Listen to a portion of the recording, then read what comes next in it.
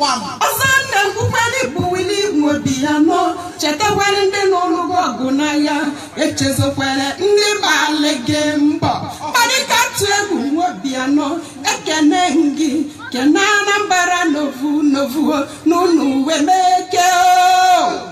Ana mekene ku Chief Savito Ume Ibo Bagulerie Ohamadike ndị Igbo mgbọrọgwụ ike nọ na-apụga Ohamadike gburu ndị opo egbuo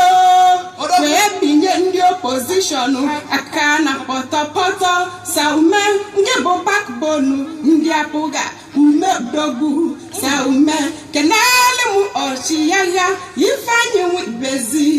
n'ọkwa n'ọchịagha Ifeanyi Nwibezi o n'omele nke ọma ọchịwa odeje ọlụo nne m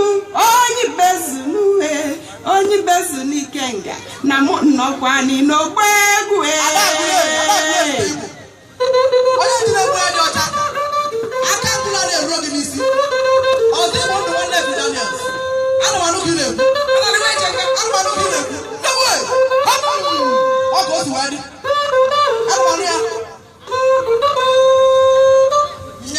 Ana m ekene ndị apụga niile Anambra steeti ka dudu n'ụlọ emekela anyị Anambra steeti ekene Eglari mụrụmụ ana mefuzikweni ka mmadụ ana mefuzikwe onye vụlụ Chief Mrs.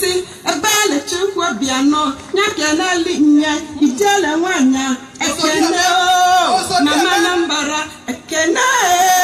osodi moke mpulobi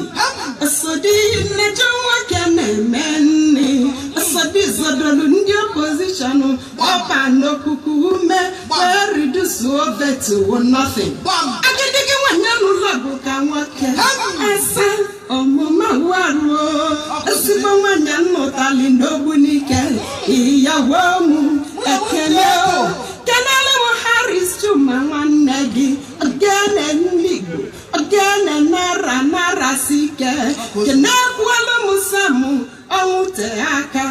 SS Power ndị ọga anyị deje ọlụo okwu n'ike mụkwa n'anya ka azụ okene lirekwana ife onye mmanya ndị okwu n'ike gbalị ha daa ma bati ya ife okwu n'ike deje ọlụo ọbaghị ọkwa n'anya ana mmekwuzikwani ka mmadụ nne m onye bezu n'uhe na mụ nnọkwani n'ogbe egwu